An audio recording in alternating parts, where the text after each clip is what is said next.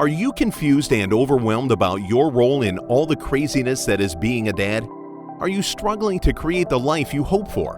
Are you looking for other dads to share your struggles and your triumphs? Or do you just need help waking up in the morning? This is the Wake Up Dad Show. Hey Dad, and welcome to another episode of the Wake Up Dad Show. I'm Scott Batcher. And I'm Evan Hill, and we are the co-hosts of the Wake Up Dad Show. In this episode, we explore the 5 P's of dadhood: purpose, power, parenting, providing, and passion.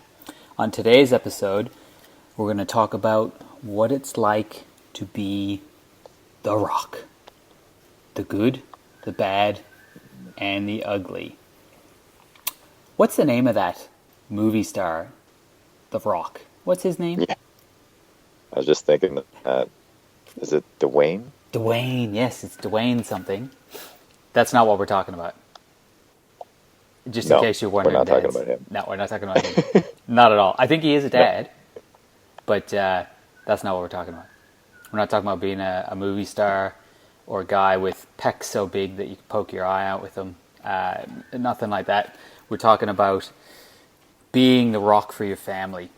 And like I said, the good, the bad, and the ugly of that, and what that means as a dad, because it's pretty much a stereotypical role in today's world and for generations past, to be the rock of the family as a dad, to be the man, to be the guy, to be the person that everyone can depend on, who never breaks down and who always keeps going and who is literally that rock. You know, that's the whole idea behind the name of it, isn't it? It doesn't fall apart, doesn't crush and crumble under the pressure, and is always there.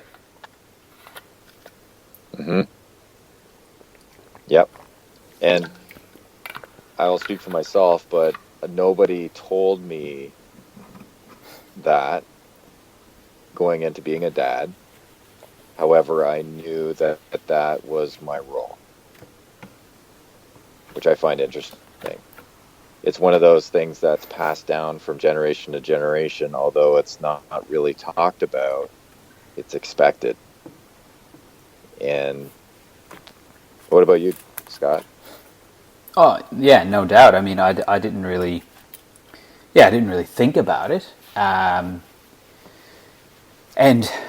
really, I guess, thinking about it now, it probably extends out even more to just being a man. And, you know, if you're in a relationship before kids, you're still expected to be the rock. It's not strictly a dad thing, although then when a dadhood comes along, it's even more expected that you're going to be that guiding force, that never-ending, that stable person and that rock for the whole family then, and not just for yourself or your partner, but for the whole family. Yeah, and we wanted to talk about a few of the, well, as Scott put it, the good, the bad, and the ugly with that stereotype. What's the... we're going to talk about it, some positives as well. But there's certainly some things that are some negatives, some things that perhaps could be leading men to be living shorter lives, and perhaps lives that they may not want to actually live. And what I mean by that is, and as we talk about it, I think it'll unfold, and maybe the dads on the call can agree. But why don't we just get into it, actually? So one of the first ones is really putting our emotions aside, not really addressing or communicating our feelings and our fears and what's going on for us, but rather tucking them away more as a protection for the family, maybe from not wanting to stress your partner if you are living with somebody. But I can speak for myself, like, you know, I knew that my wife had a lot of pressures, a lot of challenges and stresses, and I didn't want to worry her with all my concerns and stresses. I wanted to make it seem like everything was just trucking along and she didn't need to stress about anything else. But meanwhile, inside, I really needed her support. And it would have helped me a lot to have talked through these things and, communicated better and, and let some of those emotions move rather than holding them in and not expressing them. So definitely one of them is being the rock. You said it pre-show, Scott, I think really well, is having a kind of a superficial level of expression that it's like, how you doing? Like, good, everything's good. Meanwhile, underneath all that, you could be going through major challenges with marriage or with your career, personal stuff, health things, and really not letting anybody in. And I think that that's detrimental to dads and really being healthy. Yeah, Anything to add to that? There's a bit of a saying over here in Australia, and maybe there's a Canadian saying that I'm forgetting about. She'll be right, mate. And it's sort of like that whole, that's superficial. Don't let it cut too deep. Don't show your emotions too much. Don't show any, what's the word I'm looking for? Vulnerability, right? Because if you show vulnerability, then it's ridiculous. It is an absolutely ridiculous thing that we do as men in general, and especially as dads when it comes to the kids, is to not show this vulnerability for fear of it showing that we're not real men, when in reality it's the exact opposite. Like, literally could not get more opposite. And if you haven't gone back and listened to the show on vulnerability, go and have a listen back, about 5-6 episodes. An interview I did with Jason McKenzie on vulnerability. It's a fantastic episode. But another thing that people say over here, and I'm not sure if they say it in Canada, you might be able to back me up on this one, is, if you are asking somebody, how you doing? Oh, not too bad. Right? And when I hear that, I just cringe, because I'm like, not too bad. Huh. That means it's bad. Yeah. But it's not too bad. Yeah. Right? Oh, it's not too bad. It's like, wow, that's how things, that's not good. That's not good at all. Like, good's not even in there. It's bad. It's just not too bad that I'm going to go and do something really bad. So, I think even in our language that we use, it's important for us to express ourselves in a better way. And getting back to that superficial emotions, like, I think a lot of us men will really, really create that superficial emotion around our health and not be vulnerable enough to really get into a place of where is our health? Like, really, where is it? Because I hate to say it, but dudes, most people that are probably listening to this right now, your health is nowhere near where it should be. And if that's the case, it's about owning up and stepping up, being a man, like being a real man, being a real rock, stepping up and doing something about your damn health. And for me, I'll give you a personal example. It was around money. And this, goes back a little bit now, probably 4 or 5 years ago. And my kid wasn't sleeping for about 2 years. And I was a walking zombie. I literally could not. I've talked about this a few times on some of these episodes.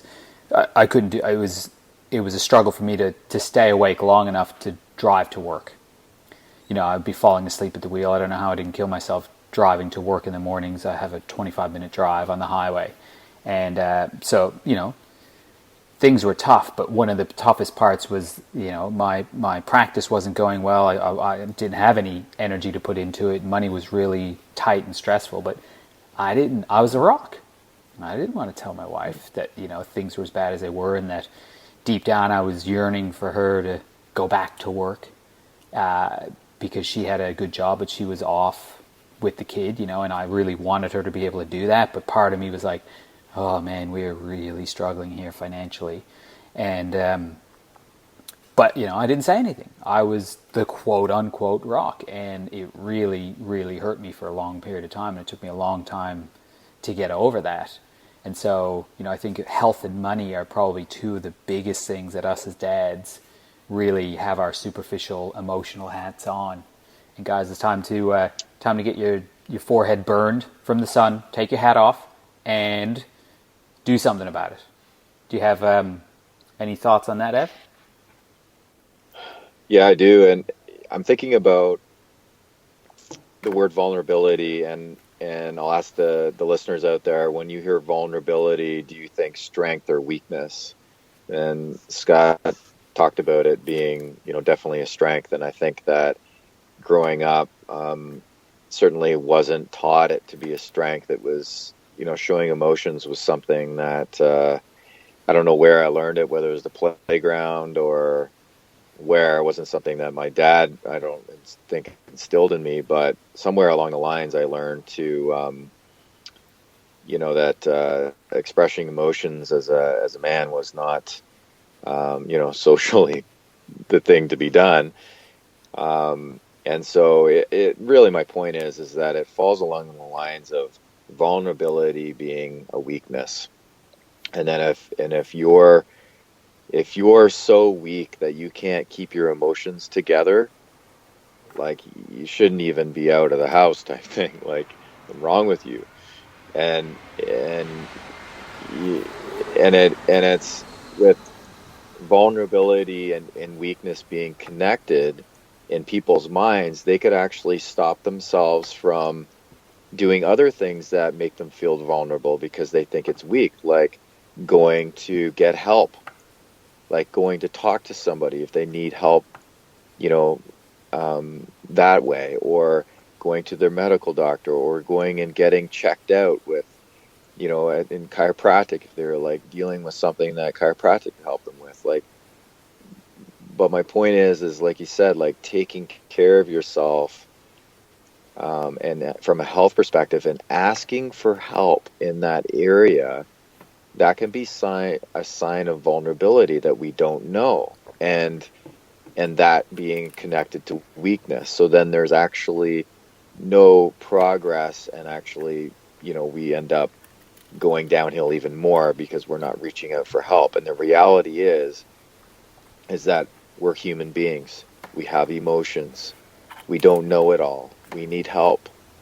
We will do a lot better when we're asking for help and we're seeking answers. And women have got this down. They're way more advanced than we are in this area. They don't have this conversation. Yeah. Shh. Did you just say that? Yeah. I know. Live? Did I just say that? What are you talking about? Oh my gosh. Oh man. Wow. You just opened a kettle of fish there. What are you doing? Oh, No. all right. You're very please right don't now. cancel your subscription to our show. I'd feel very vulnerable if you were to do that. I'd feel like a failure. And I certainly wouldn't reach out and ask for help. No. Of course not.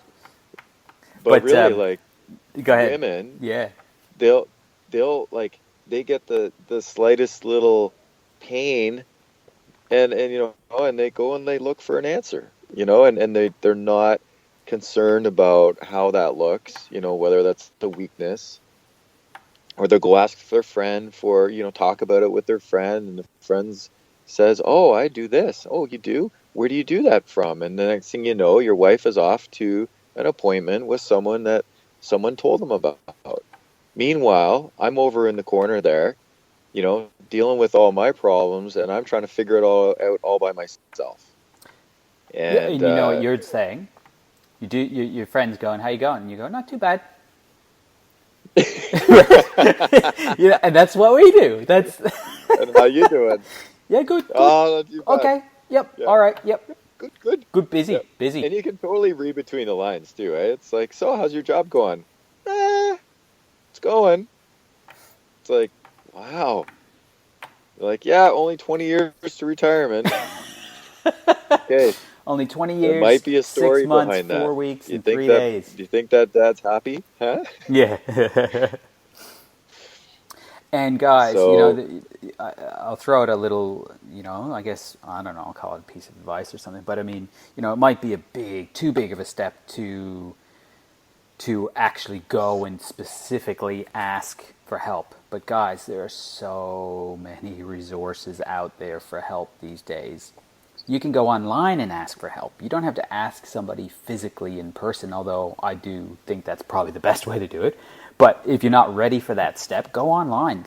Find podcasts like this. yeah, There's so many out there that you can start listening to, start become part of a community, or just strictly listening to and taking on some of the advice. So I mean, I'll give ourselves a shout out and say, listen, if you can think of a dad who needs to hear this, then please share this episode with them, because we've got a big mission here at Wake Up Dad to really make an impact on the dads of the whole planet. We were just looking at the stats pre-show, and we're in 38 countries now, so pretty cool. Like it's expanding, it's getting there. So keep sharing, keep listening, and let us know how things are going, because that's where we get our juice from.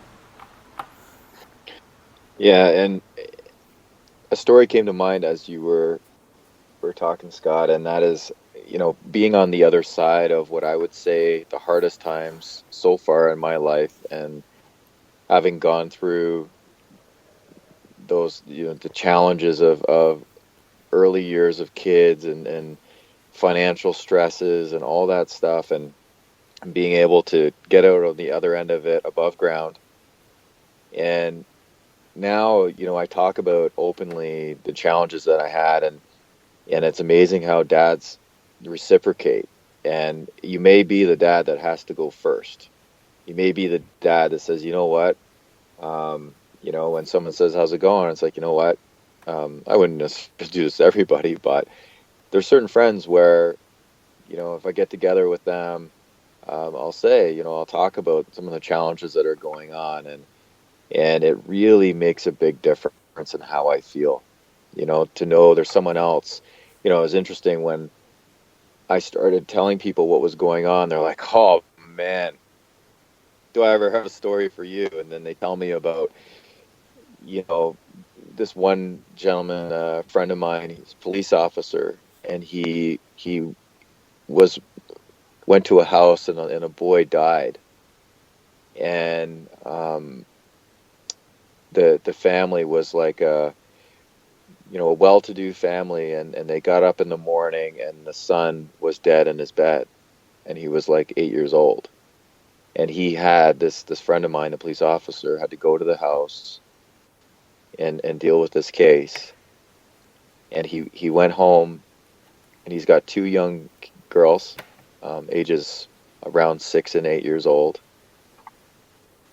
and he had traumatic stress afterwards, post-traumatic stress disorder.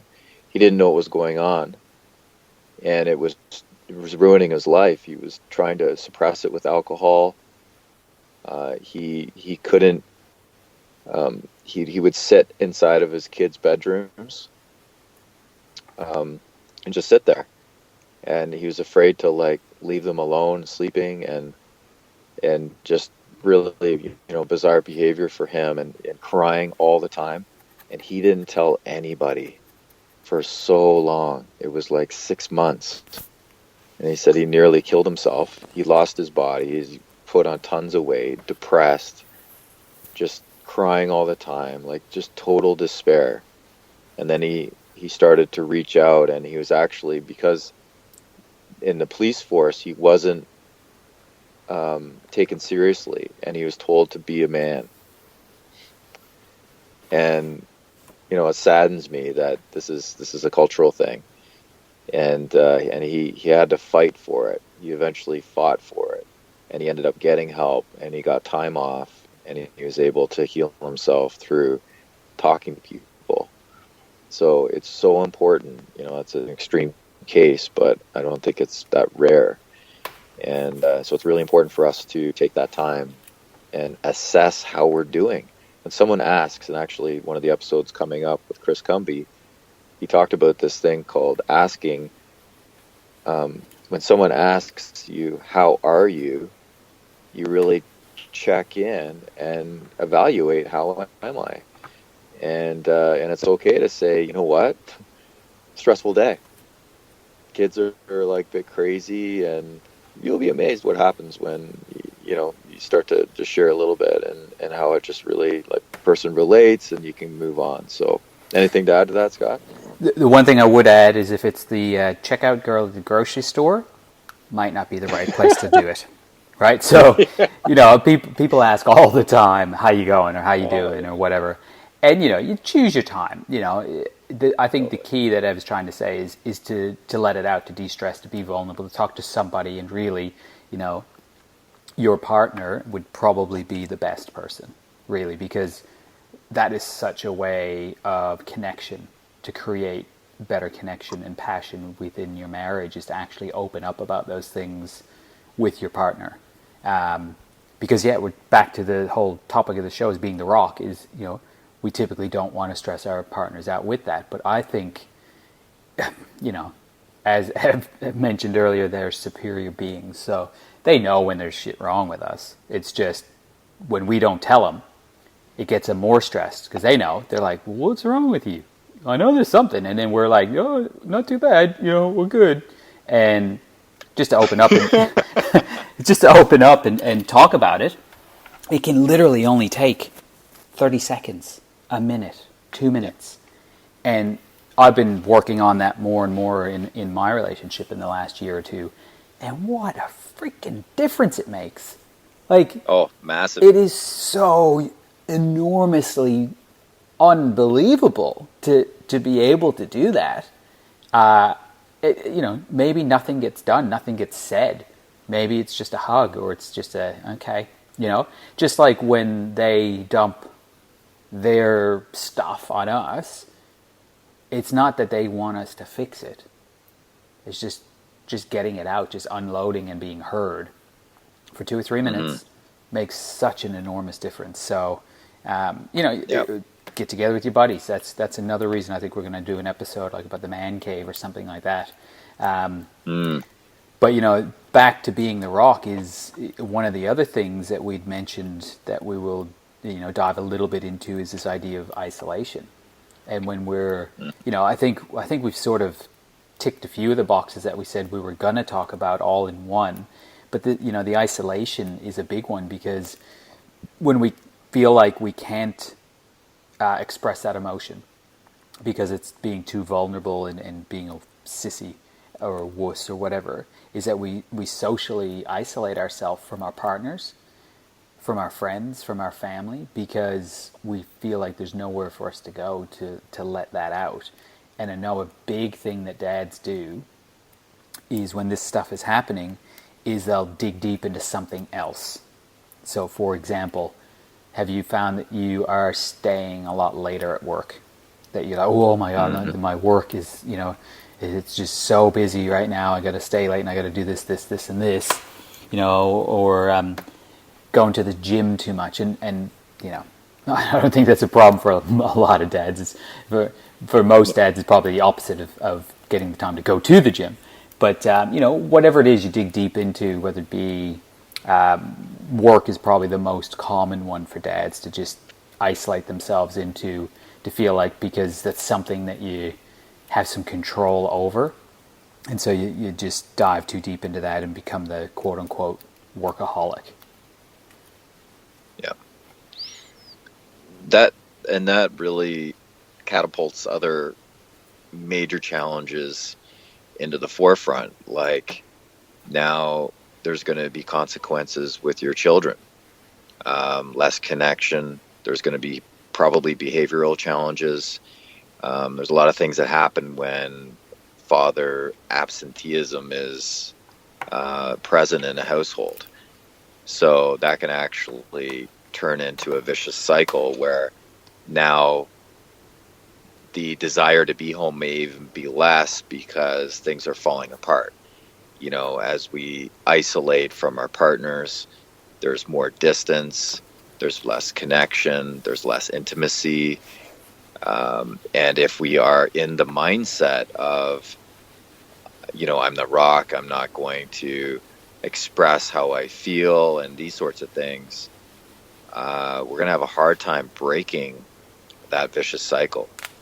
And so what we're offering to dads is to actually have the conversation and talk about what's going on for real, and taking a chapter out of the woman's manual, really, because I feel like every day there'll be a time where Cheyenne lets me know what's going on and how she's feeling about it.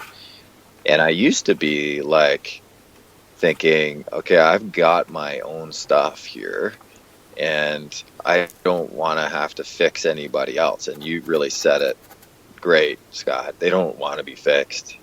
They just want to be heard. They need, just like we do, someone just to listen.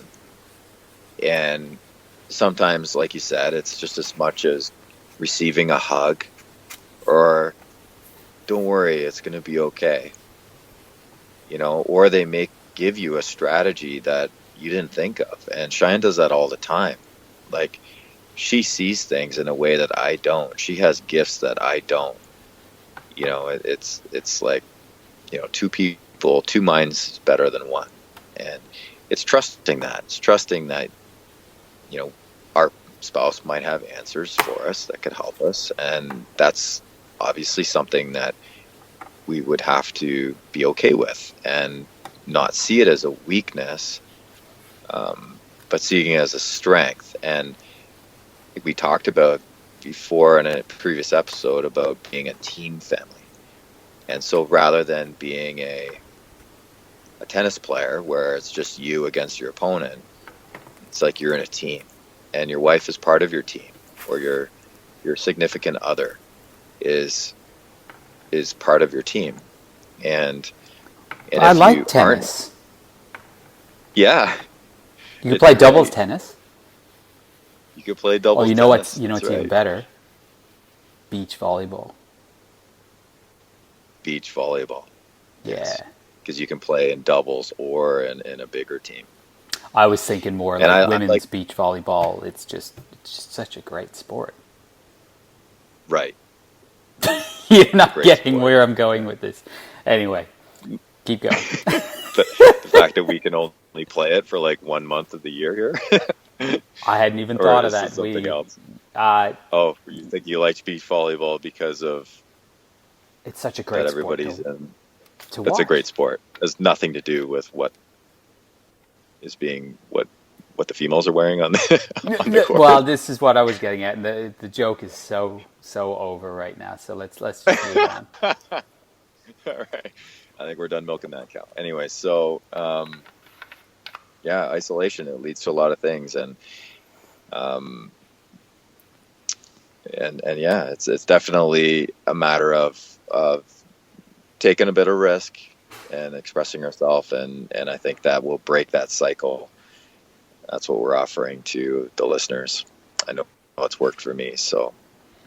Yeah, so I mean, cluing up a little bit is, we talked a lot about the idea of superficial emotion and not expressing ourselves, not being vulnerable, putting ourselves last when it comes to our own health and our own, physical health, but also emotional health, idea of isolation.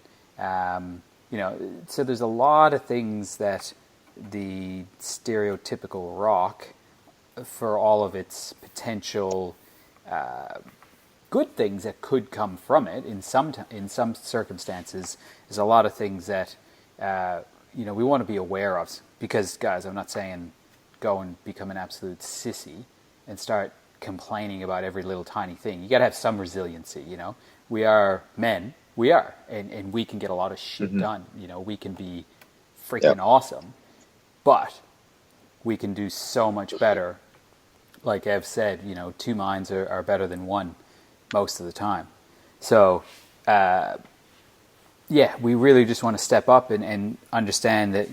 I think, as far as being the rock, it is something that is and can be a very positive thing for our families, because then our families can feel like they can lean on us in hard times. But that doesn't mean that we don't need help as well, and that doesn't mean that we can't crumble under the pressure sometimes and allow that to happen, because what it'll do is it'll help us be even a stronger rock as time goes on, if we're able to decompress in between. Mm-hmm. Yeah. Any closing thoughts, Ev, on today's show? Yeah, like really what you just spoke about, and we're really highlighting the importance of our mental, emotional health and physical health, and that it's about putting that as a priority. And when isolating ourselves and not expressing ourselves is causing anxiety, depression, a reduction in our physical health performance, these sorts of things. That's the cue, and Scott made a good point there. Like, yes, we can get a lot of shit done. We are, we have the ability to, create and do tons, and really be, extraordinary at breadwinning and, bringing and creating a great life for our family. We have that potential. However, if we don't take care of our health, that potential will decrease. So for all of the practical listeners who are thinking bottom line is that, opening up and sharing and talking things through will increase your bottom line. I strongly believe that. How about you, Scott? Any closing remarks? I already did my closing remarks. But I totally agree with what you said. What I'll say is, I think today's episode took a little bit of a side turn compared to what we talked about in the pre-show, but I think it did it in a really good way, and I think this one's going to hit home for a lot of dads out there. So I just really want to reiterate what I mentioned earlier, is that, if this hit home for you and you know of another dad out there, I really want you to make sure that you start sharing these episodes with people. I think it's your duty as a dad, if you are listening and you're getting value from this. I know there are other dads out there that need to hear this, and they just don't know that this is available. So if you just go ahead and share the episode, whether it be if you're listening on Facebook or whether you're listening in iTunes, wherever it is you're listening, it's very, very easy to share the episode with a friend or two or three. And I really urge you to do that, because I think it will make a massive difference in what we're trying to achieve here, to get dads to be, the amazing people that I think we really are, and, to change the world for the better. Yeah. So I'm imagining all these rocks with smiley faces. I like it. We could paint them yellow and put smiley faces. Oh. I like it. Like an emoji. Yeah. Like a dad emoji. A dad emoji. A dad emoji. We are going to create a dad emoji. Okay. I know a lot of rocks out there, and they don't have smiley faces on them. Yeah, that's so I bet right. if you send out this podcast, there's going to be some rocks out there, and they don't have smiley faces. They have the straight smile, like mouth, or the upside down mouth. And our goal is to make those smileys. Fantastic. I think that's a great way to end. So, Dad, that's it for today's episode. This is Dr. Scott signing off. And Dr. Ev. Remember, dads, let's keep becoming better dads together. Do you want to know more about the Wake Up Dad movement? Go to www.thewakeupdadshow.com to download any and all past issues of the show. Claim your free gift. Continue the conversation on the Facebook group Wake Up Dad. Share this podcast with other dads on iTunes or Google Play. Make sure to subscribe to the show and give us a rating so we can reach more dads. And dads, one last thing. Wake up!